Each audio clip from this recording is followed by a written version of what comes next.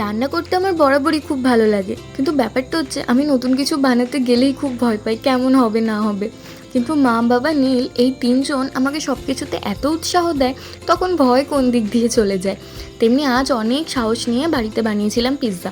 প্রথমে পিৎজা ব্রেডটা ভালো করে বাটার লাগিয়ে নিয়েছি, তারপরে দিয়েছিলাম পিৎজা পাস্তার সস, তারপর স্লাইস চিজ। এরপর একে একে টপিংসগুলো দিয়ে দিয়েছি, একটু ফাস্ট ফরওয়ার্ড করেছি পুরোটা দেখাবো বলে।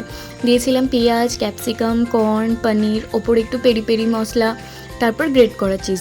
গ্যাসে বসিয়েছিলাম কড়াইয়ের ওপর স্ট্যান্ড দিয়ে, তাওয়ার ওপর লো ফ্লেমে 10 মিনিট।